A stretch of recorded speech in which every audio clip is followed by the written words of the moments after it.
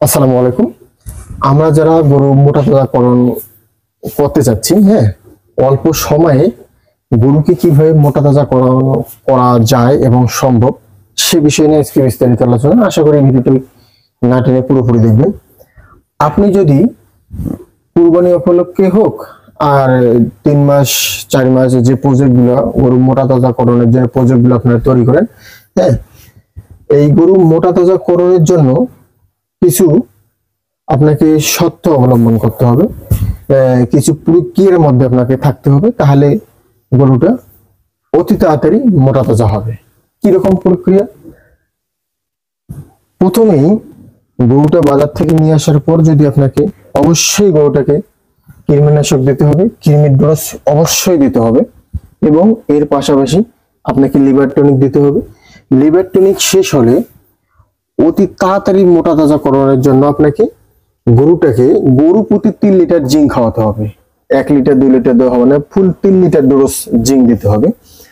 3 litre জিঙ্কের পর আপনাকে যে প্রসেসিংটা করতে হবে সেটা হচ্ছে, আপনারা অবশ্যই ফ্যাট, যে কোনো ফ্যাট, বাজারে ফ্যাট পাউডার গুলো পাওয়া যায়, যে কোম্পানির হোক ফ্যাট পাউডার নেবেন।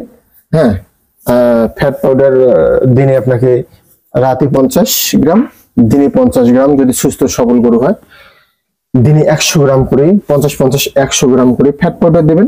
এর পাশে প্লাস করে নেবেন মেটাজেন যে ট্যাবলেট, এই মেটাজেন ট্যাবলেটটি খাওয়াবেন।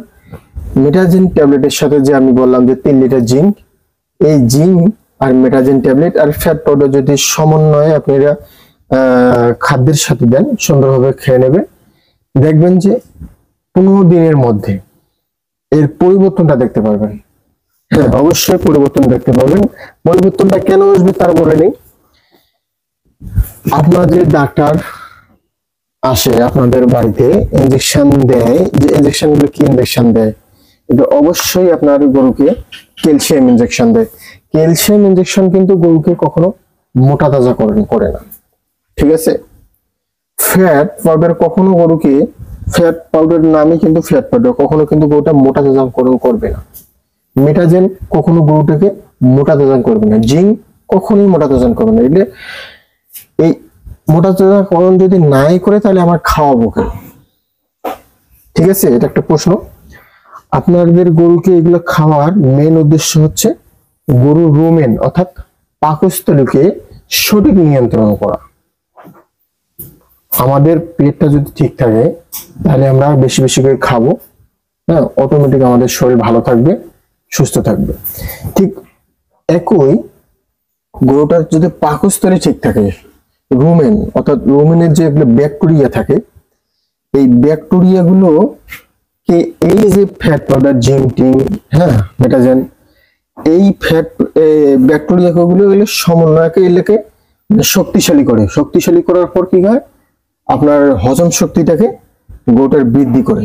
কারণ যদি এই রুমিনের ব্যাকটেরিয়া গুলো গরুর ঠিক না থাকে তাহলে আপনার এই গরুটা কিন্তু জাবর কাটা প্রাণী, যদি ব্যাকটেরিয়া গুলো ঠিক না থাকে, এর সঠিক যে জাবর কাটার জন্য আবার পুনরায় রুমিন থেকে মুখে নিয়ে আসে। হ্যাঁ, এই মুখে নিয়ে আসার কারণে সঠিকভাবে যদি এই জাবর কেটে আবার বাইপাসে যদি অন্যান্য যে স্তরগুলো আছে, সেই স্তরগুলো সঠিকভাবে যদি এনজাইম অর্থাৎ যদি আপনার হজম শক্তিটা বৃদ্ধি না হয়, তাহলে দেখবেন যে শরীরটা আপনার যতই ইনজেকশন দেন, যতই ট্যাবলেট খাওয়ান, কোনো ফায়দা আসবে না। কারণ এর হজম শক্তির সমস্যা। তাই এর পাকস্থলী অর্থাৎ রুমেনটা যদি আপনারা ঠিক রাখেন, অবশ্যই আপনার গরু দিনকে দিন পরিবর্তন হবে, স্বাস্থ্য ভালো হবে। এখন গরুর খাদ্য তালিকা আপনারা খাওয়াবেন কি? ঠিক আছে, ব্রয়লারে ফিট, ক্রস, কখনোই ব্রয়লারে ফিট খাবেন না। ব্রয়লারে ফিট নিয়ে আমি নেক্সট একটা ভিডিও নিয়ে আসবো। হ্যাঁ, সেই জন্য ভিডিও পেতে হলে আমার চ্যানেলটি অবশ্যই সাবস্ক্রাইব করে লাইক শেয়ার করে সাথে থাকবেন। ব্রয়লার ফিট খাওয়াবেন না, আসলে খাওয়াবেন না, কেন খাবেন না পরবর্তীতে জানিয়ে দেবো। এখন আপনারা এই গরুটাকে খাওয়াবেন কি? এখন আমরা জাবরকারী প্রাণী হিসাবে যে আমাদের খুদের ভাতটা, এটাকে আমরা অ্যাভয়েড করি, কিন্তু স্বল্প সময়ের মধ্যে যদি আমরা গরুকে মোটা তাজাকরণ করতে চাই, অর্থাৎ কিছুদিনের মধ্যে গরুটা আমি 2-2.5 মাস 3 মাসের প্রজেক্ট, মানে 3 মাসের মধ্যে যদি গরুটা আমি ছেড়ে দেই, তাহলে আপনারা খুদের ভাত খাওয়াতে পারেন। কিন্তু খুদের ভাত খাওয়ার কিছু নিয়ম একটা আছে, সেই নিয়ম অনুযায়ী খুদের ভাত খাওয়াতে হবে। ঠিক আছে, এই খুদের ভাতের সাথে আপনার ফিট খাওয়াতে পারেন, যেমন এসের মিটমোর, কাজীর বাড়িয়েছে, এগুলো ফিট খাওয়াতে পারেন। এগুলো কোনো সার্টিফিকেট আসলে নেই, এগুলো খাওয়াতে পারেন, ক্ষতিকর হয় না, দানাদার হিসেবে খাওয়াতে পারেন। এর সাথে আপনারা ভুসির সাথে পাশাপাশি আপনারা ওই যে কি মসুর ডাল, এটা খুব ভালো প্রকার, মসুর ডালটা খাওয়াতে পারেন।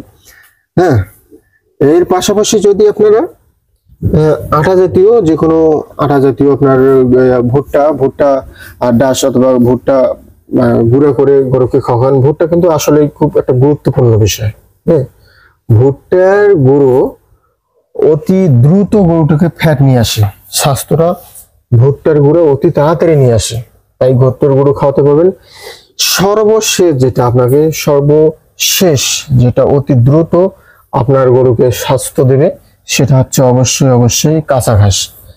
আপনি যদি আপনার গরুকে কাঁচা ঘাস খাওয়ান, অবশ্যই গরুটার স্বাস্থ্য পরিবর্তন হবে। কাঁচা ঘাস অবশ্যই আপনার খাওয়াবেন। আর যেসব আমি খাদ্য অথবা মেডিসিনের কথা বললাম, এগুলো খাওয়াবেন। যদি চান যে ইনজেকশন অবশ্যই দিতে পারেন, সেটা হচ্ছে ওই ক্যালসিয়াম ইনজেকশন দিতে পারেন। কিন্তু কোনো ইনজেকশন, কোনো ট্যাবলেট আসলে ফ্যাট সৃষ্টি করে না। আপনার গরুকে পর্যাপ্ত খাবার দিতে হবে, যে খাবারই হোক পর্যাপ্ত দিতে হবে। দেওয়ার পর এই যে মেডিসিনগুলো বললাম, এই মেডিসিনগুলো ওই খাবারগুলোকে সুস্থ সবল ভাবে সে এনজাইম করে, যে আপনার জাবর কেটে সে রুমে নিয়ে আসে, বাইপাস করে সুন্দরভাবে যে পায়খানা রাস্তা দিয়ে বের করে দিলে সে যে ক্যালসিয়াম ভিটামিনটা তার শরীরে লেগে থাকে, এটাই হচ্ছে গরুর স্বাস্থ্য। ঠিক আছে, এইভাবেই আপনার গরুকে অল্প সময়ের মধ্যে মোটাতাজা করতে পারবেন। ধন্যবাদ সবাইকে। ভিডিওটি ভালো লাগলে লাইক, শেয়ার এন্ড সাবস্ক্রাইব করে পাশে থাকবেন। আসসালামু আলাইকুম।